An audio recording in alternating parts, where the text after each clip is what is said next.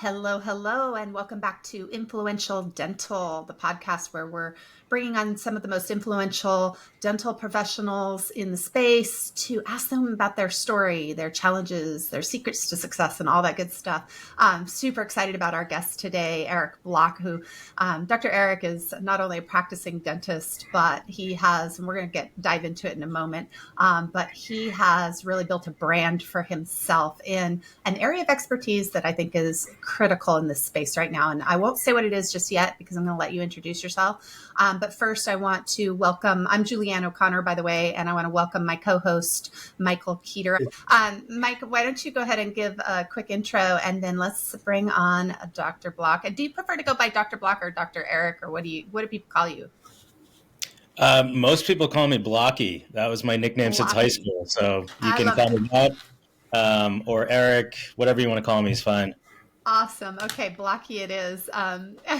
So Mike, tell our listeners a couple of quick things about you, and let's talk to Blocky about his life. Perfect, Julieanne. And I love that introduction, and looking forward to getting to know you, Blocky, as well.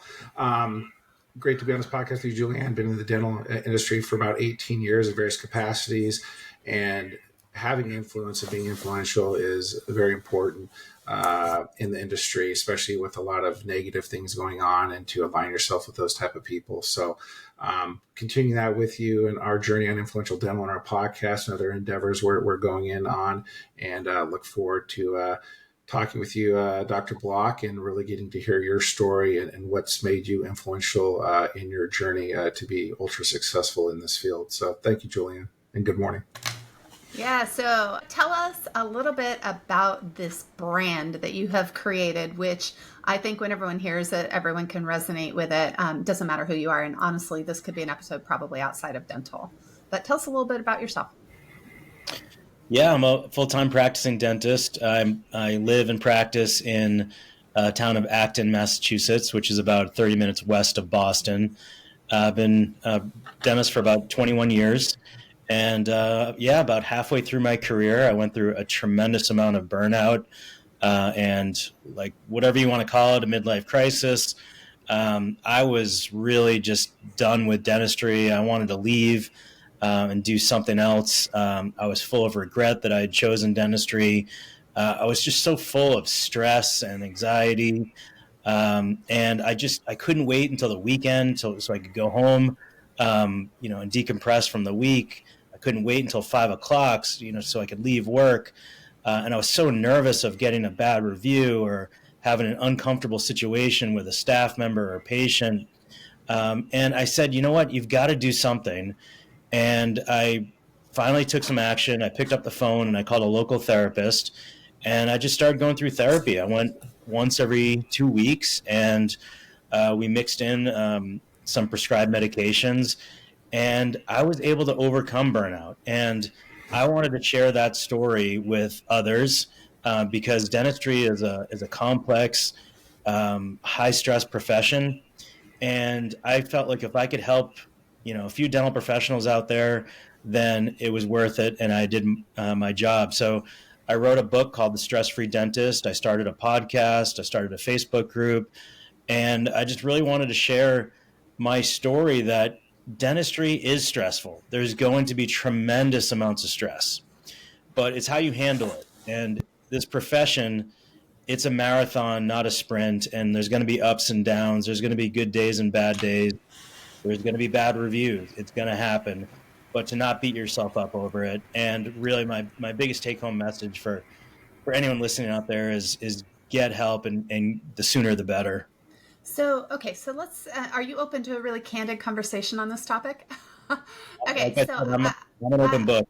I love that. So when I really began coaching, so I'm what they call an influence coach in the space, and I private coach really high achievers. And when I first started my coaching career, I said to myself, I don't want to work with people who are on meds.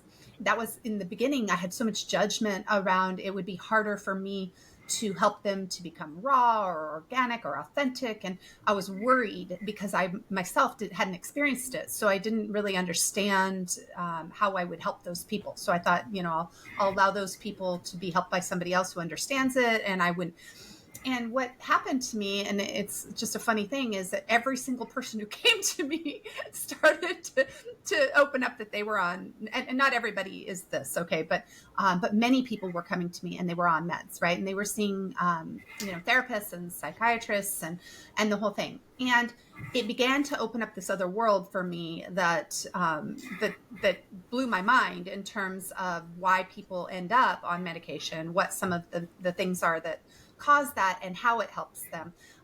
And so I'm not advocating, I want to be clear, one side or another. I don't believe there's a right or wrong in this at all.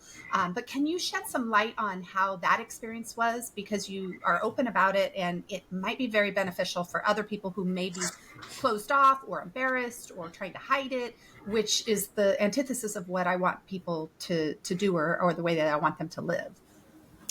Yeah, I was going through, your traditional talk therapy, and we really improved with my burnout, and I was really suffering from a case of perfectionism, and just really just beating myself up if something didn't go right. And I would focus, I would constantly do this. I couldn't shake the day. I would take the day home with me. And when I was trying to sleep, I'd focus on, the one negative thing or the one bad thing that happened during the day, and, not the 30 good things that happened. And it got to a point during my therapy that we're like, you know what? Let's try to take this to the next level. You're doing great, but I think we should try to mix in some medications. And I was open for it. I was doing better, but I wasn't quite where I wanted to be. And this was about maybe 6 months or a year into my therapy sessions. And I said, let's do it. I've gone this far. Let's give it a try. And I was worried about, losing my edge or not being focused. And that wasn't the case at all. We did it very strategically, and we figured out the right combination, the right dosage for me. And once we figured that out, all of a sudden, this absence of me constantly thinking about negative things or worrying about the day, it just started to go away. And it was like that last piece of the puzzle that I needed. And I did not lose any energy. I didn't lose any of my edge, any of my focus. In fact, I am way more productive now than I ever was. I think because I just got rid of all that negativity, that garbage in my head, and I was able to be more productive and open up my brain. So for me, if it works for you and it's under the care of a doctor and you do it strategically and carefully, then I'm all for it. So I have a question on that, and then Michael, I'm sure you have some great questions to ask as well. But so, do you believe that perhaps different people are wired differently in their brain, whether it's from childhood or whatever, where some people that's showing up a lot more and that's why it's difficult to get under control? Or do you believe it's physiological or more mindset that has caused people to end up in a space where they need that help, that assistance to take the edge off of the negativity? Yeah, for me, and really I can talk about, my situation. That's really what I do best, is just talk about me and my journey. We went deep into my childhood, and, I came out of a, middle class town, good parents, quite a neurotic Jewish household, I would say. But, I had some baggage there that we dug into, and we figured out why I was me and what made me tick, and what was making me so stressed and so anxious. And it also, dentistry is a very stressful profession. I figured out that I'm more introverted, so the social aspect of the profession was really exhausting for me. The going from room to room to room, and always almost like pretending that you're in a great mood, because let's face it, no one wants a sad, tired dentist working on them. So you've No. got, yeah, that's not gonna work well. And you've got to give that patient that great experience. Sometimes you're in this exhausting procedure or an emotional situation. Patients are crying, they're phobic, and then you've got to go to the next room and check that hygiene patient. and do this over and over and over again and give those patients your best. And to me, that was exhausting. And I really thought there was something wrong with me. I thought, I chose the wrong profession and I should be working in like a cubicle and doing anything else. In fact, I actually was so worried and anxious about getting sued that I actually thought about going to law school so I could be the one doing the suing. That's how in my head I was about this. But, I took the action and I took the right steps. And to this day, I still have life coaches. I go through hypnotherapy, you name it, I'm into it because I feel like, even if I'm at 99%, I want to get even better. I totally forgot the question that you asked. I was just on like a ramble there, but hopefully I answered it. That's perfect because I forgot to. So how about Mike? Did you forget?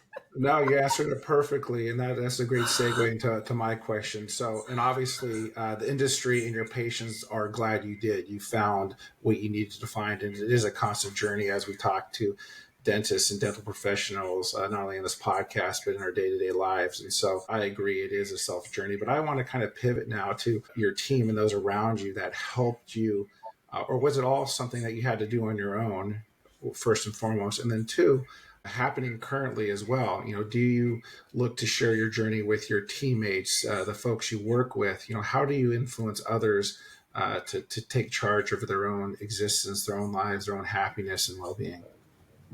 Yeah, I for sure, don't think that anyone in this profession should go into this alone.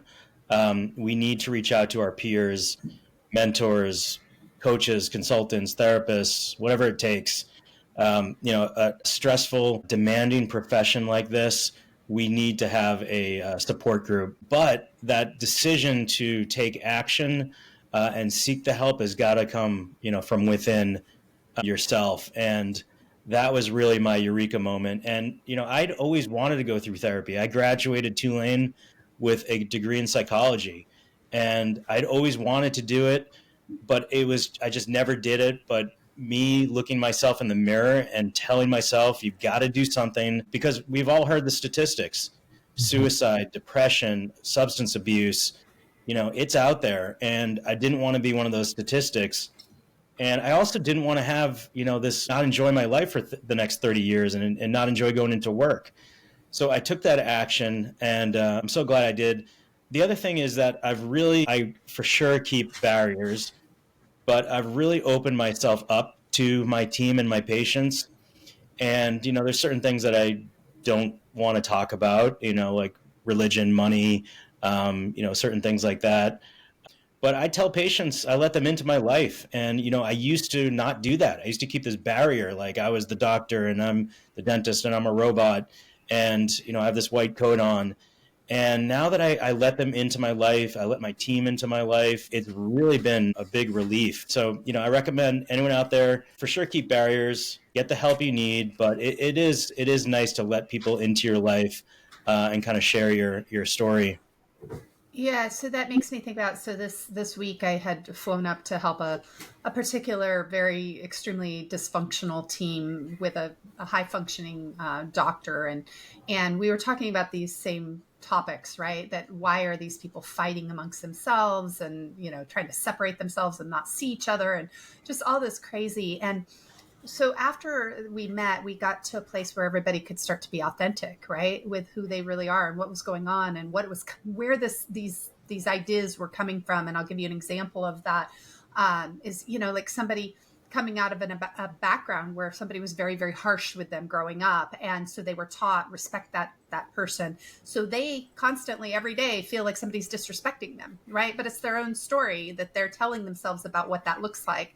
And so by them being able to open up and share that, the rest of the team was like, oh, well, number one, I understand now, and I'll be more gentle in how I approach you, or more aware of what that means. And then second, for that person, they were able to kind of say, oh, these people aren't doing this personally. I realize that comes from my own background, right? And so it's an interesting thing that doctors keep such a barrier, right? They operate in this place where they're not able to be themselves, and that's part of one of the compounding issues. So how do you recommend that somebody keep a barrier, but to share certain things. Like, how do they define what that looks like? You mentioned no religion, no money. I would want to talk about religion and money. So is it personal, or what would you teach somebody in terms of what is appropriate in the dental environment to be able to allow yourself to open up and be authentic a little bit more? Yeah, I really think a lot of dentists struggle with this. And, I really still struggle with being a leader. I work on it every day. It's not something we're trained in. So all of a sudden we have a staff and most of us are leaders, even the associate dentists, they're leaders. And it doesn't come natural to everyone. For sure, it didn't come natural to me. Going back, I wish I had taken more classes on public speaking and leadership and behavioral management and staff management than taking that 18th class on bone grafting and implants. It's just so important to learn how to connect, and it's not easy. It's difficult because you're doing clinical work, you're running a business, you have staff that's from many different cultures and different places with different backgrounds. So none of that is easy. Really think that you can learn to do that. I guarantee that there's some staff out there that, they still roll their eyes at me all the time. And that's just part of the deal. I feel like the morning huddle for me has become a game changer. We get together for 9 minutes in the morning and regroup and all get together and review the day and give some shout outs, and just doing that over and over and over, week in and week out, I think has really helped with culture and team. I used to wait until like the big quarterly meeting to review everything. Now I treat the morning huddle like a mini meeting, and I'll bring something up and we'll talk about things, and then we'll review our schedule, and then we'll get after the day. So if you can start the morning huddle, that is a huge way to really create that good team culture and be a leader.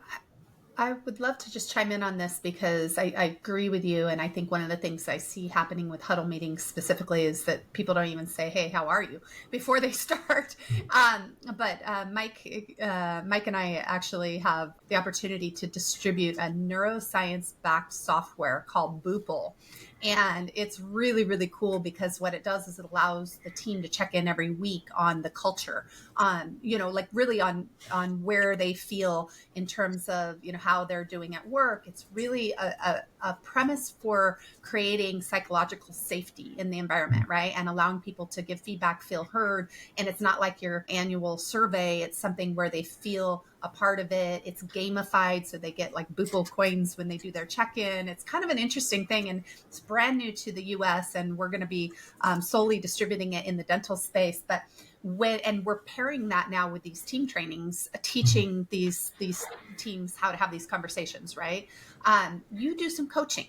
So tell us a little bit about that, because I think it's interesting, because I think we probably have some crossover and we're doing some similar things in the space, and there's so much business and so much work that needs to be done. I feel sad that we can't be everywhere, right? And so tell us a little bit about what you're doing to kind of help support people in the space. If I understand it, you are doing this and helping train people, right? Yeah, I co-founded the International Academy of Dental Life Coaches with Dr. Laura Brenner. And we wanted a place, number one, for dental professionals to go. They're feeling burned out or stressed, or they're feeling good but want to get to that next level. And we match them up with a life coach that understands dentistry. And we also will help people looking for maybe a second career. They want to get into coaching. They're a life coach. They want to help dental professionals. We give them a community, to a group of peers and community to help learn and grow with. So it's something really proud of. You can check it out at www.iadlc.com, International Academy of Dental Life Coaches. The other thing that I just wanted to jump back to, you mentioned some things like, I think you said it was called Boopl, and Yes. making sure that your staff is feeling heard. That is so important, and especially this day and age, because of the staffing crisis. The staffing issues are not going away. I heard a statistic that hygienists and assistants % may retire in the next 5 years. And if you have good staff, you want to keep them. You want to make them feel heard. You want to check in with them.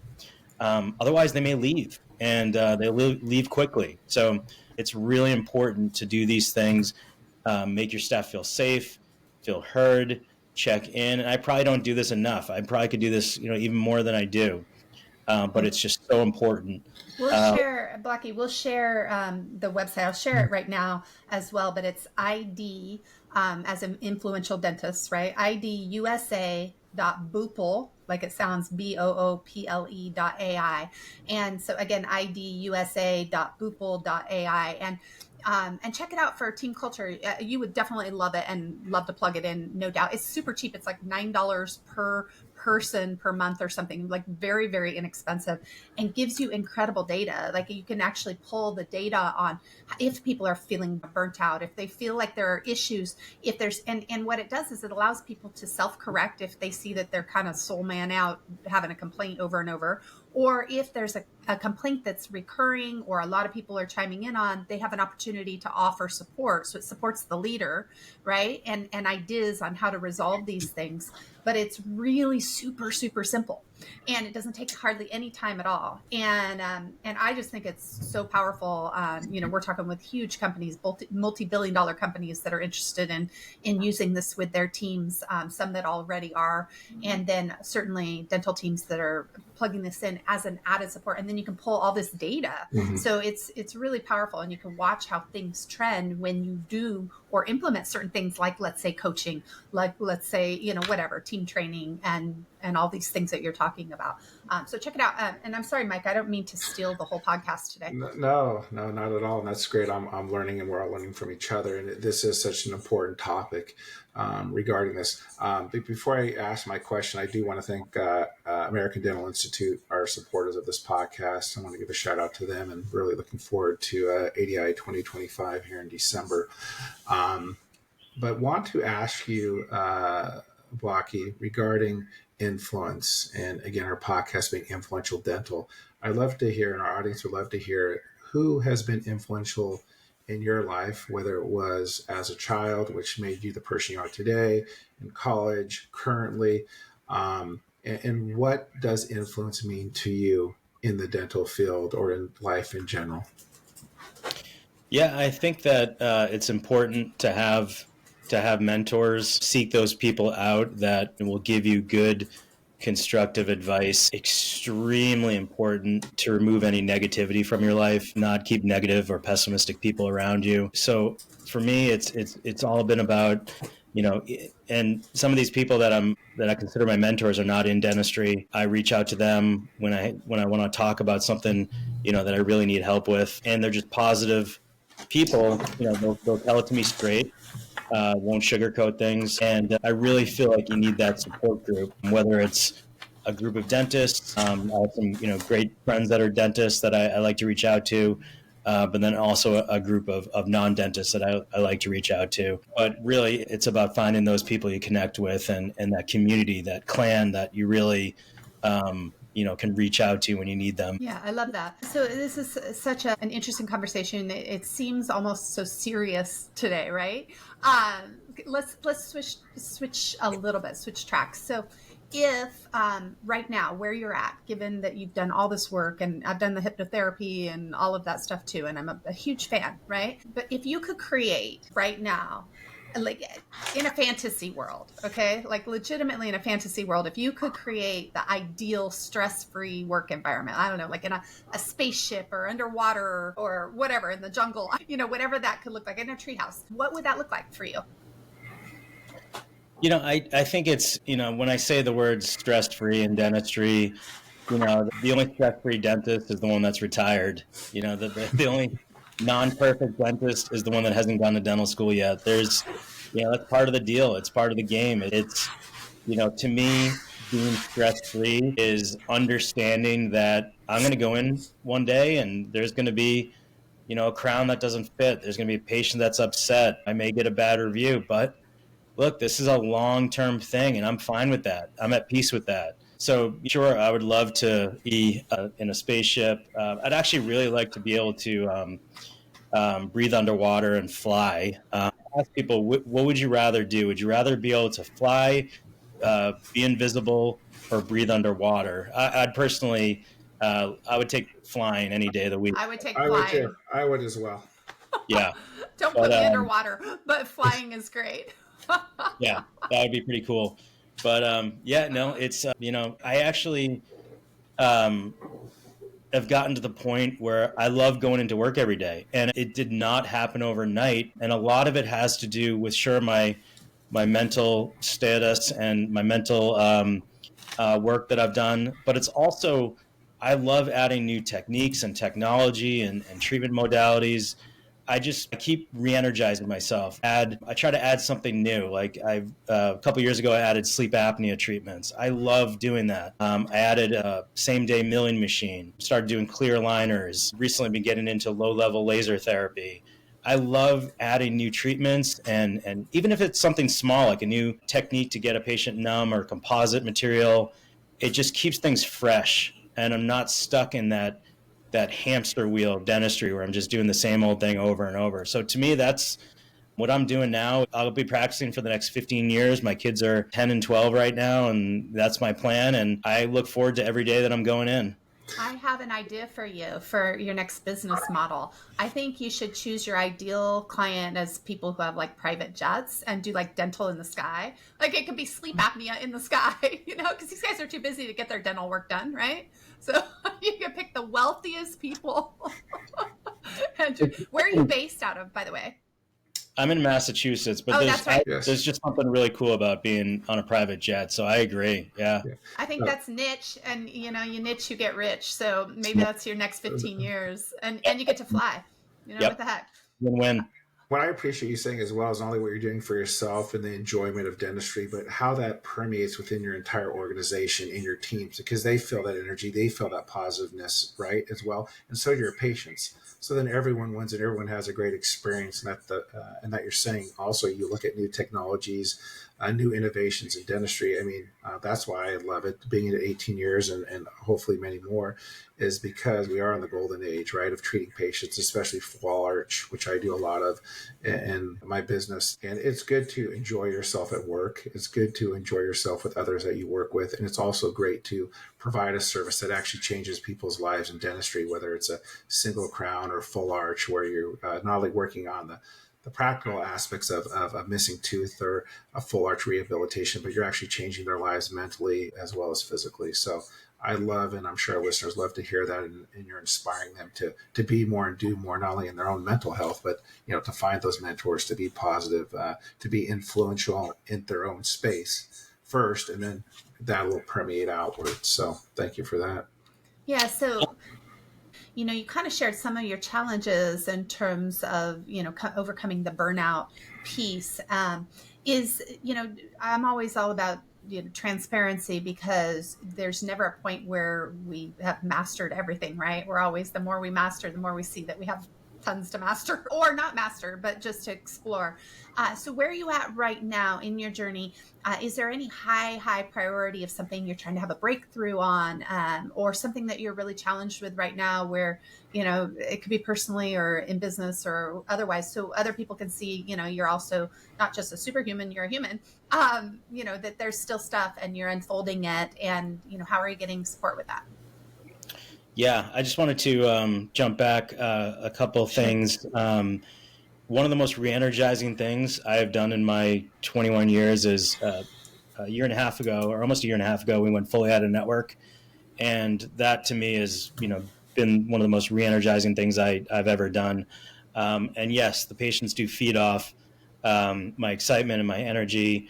And they come back, they're there because of me and my team, and not because of the insurance. So I truly appreciate them. They appreciate us. And I also back my team up. If there is a patient that's being really difficult, they're denying x-rays or exams and just giving our team a hard time, we'll warn them and then dismiss them. We don't have time for that. So I think the staff really appreciates that.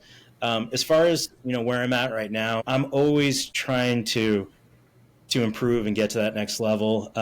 Recently I've done some hypnotherapy, like I mentioned, because there were still a couple triggers that I just couldn't shake, that would still get me upset and create negativity in my head. So I'm always trying to work on those triggers and create open space, because the more the more you remove that negativity and the more you keep that positivity in your head, like I said before, it doesn't happen overnight. It takes a while. But if you keep at it, you just become more productive because negativity will just eat up your brain insides. Working on hypnotherapy and just trying to remove some final triggers. There'll always be something that I want to work on and improve.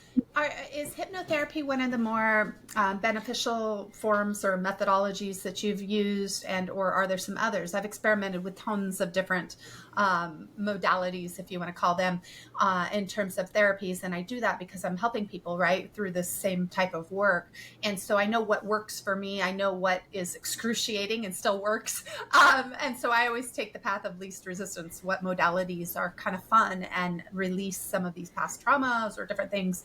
So what have you found besides hypnotherapy, and how's hypnotherapy working for you? For people who maybe aren't even familiar with these types of therapies that are very interesting. Yeah, I've done a lot of different types. Traditional therapy where we really dug into my past.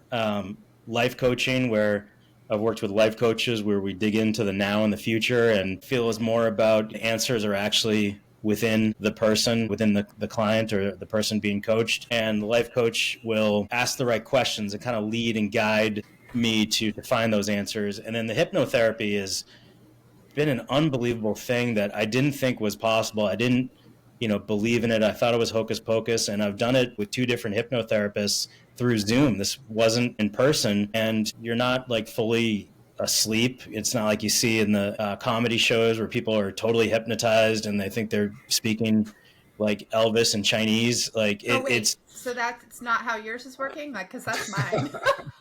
that was the bonus session. Okay, perfect.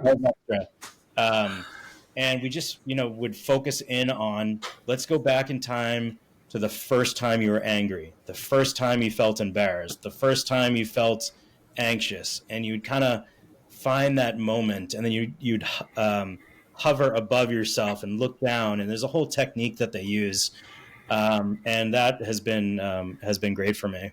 Yeah, so Mike and I have been doing some interesting work together as well, which has been a lot of fun. And one of the things that we had recently learned about is the different phases when you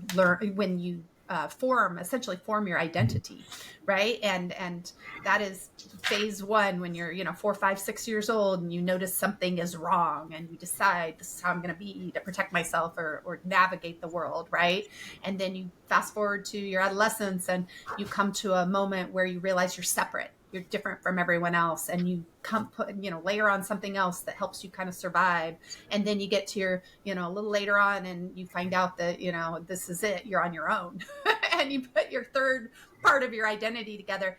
And then we carry all that stuff our whole lives, and we don't even realize we're operating with like a 5-year-old brain, something we told ourselves when we didn't even have the capacity to think it through and use logic to say, hey, maybe this isn't going to serve me forever, and it's fascinating. So what I love about hypnotherapy is it triggers things you don't even know you don't know. You're like memories that you have completely blocked out in so many cases. And sometimes they're not seemingly major, but you start to realize it was a time that was so important in your developmental cycles that it actually affected you in this massive way. And we know people can be traumatized from a movie. Children can be. So you don't even know until you do something like hypnotherapy where somebody guides you through that process of sort of releasing some of that stuff. And then we just stack it our whole lives, right? And there's no end to the work, right?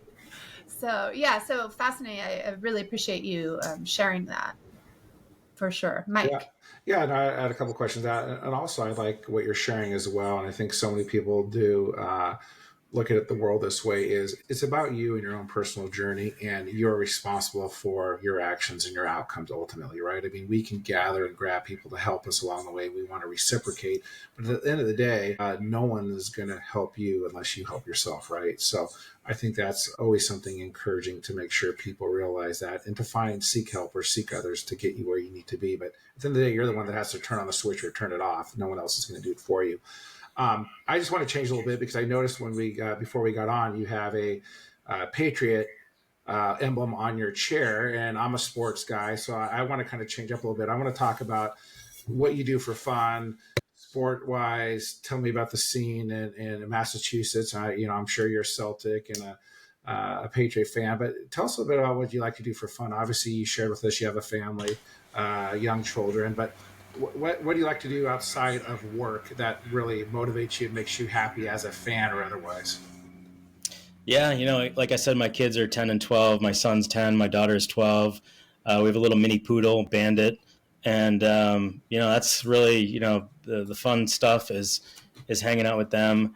Of course, 2 days ago, my son told me I'm the worst dad ever and had a meltdown, but, that's part of the deal. Yeah, we're both parents as well, so I get it. We hear the same thing. My children are a little older, but yes, we've all experienced that. Or if you're not a parent or active in your children's lives, you'll hear that more than once. So if you haven't heard it much, you'll probably hear it much more. Just to share that news with you.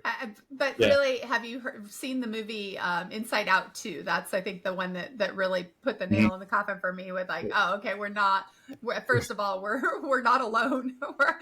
My husband and I were looking at each other like, oh yeah, we recognize that. So I have a 15, a 7, and a 4-year-old. So I get every, phase of everything. And my teenager hates me some days. She's starting to love me more now, but man, there have been some slam doors. Every day is, you never know what the day is going to bring you. And I coach my daughter's soccer team, and I never played soccer really growing up. I just enjoy that. Just hanging out with the kids. We've recently become addicted to escape rooms. There's a bunch of escape rooms near us. We've done that we've been to one, I think, in the last 4 weeks. I'm home. I'm trying to enjoy, have fun. I'm very busy during the day when I'm either like today I'm doing meetings and podcasts, but I work 3.5 days a week. And when I'm at the office, I'm either seeing patients, I'm working on the business, or I'm doing something, whether it's working on a presentation, an article, or a blog or a podcast. The day just flies by. But then when I get home, I can leave that behind me now and wrestle with my son or go out and play lacrosse with my daughter. It's good stuff. Now that it's getting nicer here, we can actually do that stuff outside. Nice. I'm in LA and Mike's in Phoenix, so it's always nice. Well, Summer, not so much for you, Mike. No, it's like living on the sun, but yeah. Okay. Yeah, but all of that said, it's one of the things that I have really discovered is that we're so busy, some of us, especially if you're somebody who's wired on, high achieving or, whatever it is that you're wired on, progress. I think that the biggest thing is it's not about balancing work life like we all talk about, right? As much as it is about being fully present with whoever you're with. And so when you're with your children, go all in. Don't be thinking about work while you're with them, right? And that has been a huge shift for me because my kids feel it. They know I'm all in, I'm all there, right? And yes, I'm busy right here, but when I'm with you, I'm with you. And so I think that can be really powerful little tip for those people who maybe do self beat up about the fact that they are so busy in this industry, especially. Some people are going home, they're doing their paperwork, their notes, whatever at home later. And it's hard on the family if they don't go all in when they're with the family. So and there's still times when I get home and it was just a crazy day and, maybe something emotional happened and I need to stare at the wall for a half an hour. I'm more introverted like that. I just need to decompress and, give myself the okay that I need some time to recuperate from the day is super important. Don't beat yourself about that. There's going to be some days where you just had an absolute crazy day at the office. And it's okay to take care of yourself. But if you're finding that that's happening more and more often, then you gotta, seek some help because that does affect your family life. Yeah, I mean, I have a coach. Mike has a coach. We're all in the same game, and there are things that you have to do to shut down. There's no question, and I love that you say you stare at the wall. Some people get on social, and everyone's beating everyone up about get off your social media, but sometimes what happens is the brain shuts down and it starts consuming rather than trying to solve. And so that's one of the reasons people use that as a go-to. I'm not saying it's the healthiest, but I'm saying it's why somebody wants to watch a game or whatever the case might be, right? Is so they don't have to keep continuing to solve problems all day long. Mike, before we wrap up, because I know we're pretty much out of time. I know you were about to say something there. I thought. Yeah, no, what I was going to say is, we've said throughout this podcast, and you said, Dr. Block, is the communication, right? Whether it's communication to yourself, to your staff, your team members, your family, right? It's about letting them know the space that you're in. And it's okay if you're not in a good space, share with them, but don't let them guess or you disappear and no one knows what's happening, right? So I think that's something that I've heard from you and I hear from other dentists and things, including myself, is the communication piece of all of this, right, is to not only be transparent in that communication, but to share what's going on, good and bad, because at the end of the day, if they know you're coming from that space of giving, which obviously as a dentist and all the things you're doing, you're giving back to the profession and the community and your family, but they need to know, hey, we're all human, right? And they're all human, and even though they're a child, they're going to melt down. You may need your space as well. So I think that's key, and kind of what I've heard from you as well. Mm-hmm. Yeah, I love it. So I want to be mindful of everyone's time here. It's been such a joy and a pleasure having you on the show, Blocky. I mean, it's so much in alignment, and I think my biggest takeaway today is just such a reminder that there's so many different ways that work for different people, right? And it's not about which way is right or wrong or best, it's really about what's best for you personally, right? And it's the openness to explore it and not bury your head in the sand if you have things coming up. I don't know anyone who doesn't have things coming up, right? Especially in this space. So I think it's powerful to have you reflect on some of what's been working for you. And I think it's great for the listeners to think about. And Mike and I are always batting around ideas, what next and where do we want to go, and learn from, what kinds of retreats can we go to, all of it. Right now, how do people find you, just as a reminder, and then we'll share our social media, and how does somebody tune into your show? Yeah, you can always email me at ericmblock@gmail.com or info@thestressfreedentist.com. My website is thestressfreedentist.com. You can find out all my podcasts, books, events, everything is on there. And then check out the International Academy of Dental Life Coaches, or www.iadlc.com. Nice. Mike, where can people find you? Yeah, well, people can find me at avident.com. That's my day job as a senior director of business development, and on social as well.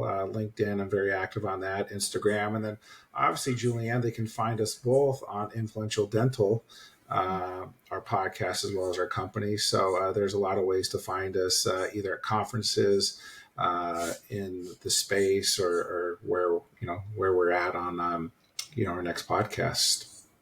Yeah, nice. And I can be found at Spelling It, just like it sounds, on Instagram. And again, also we have Influential Dental out there as well. Hoping that anybody who can join us at ADI 2025 this year in Orlando, it's a super fun event. Really amazing lineup of incredibly influential speakers who come to that 2 days of just people pouring into all the secrets, basically sharing all the secrets of what the most successful dental practices are doing. Dr. Block, we would love to have you come out, be on a panel with us for sure, if the dates are available for you and you can get out there. So other than that, I just want to thank all of our listeners for tuning in, for being curious, and always and supporting us. We really appreciate it.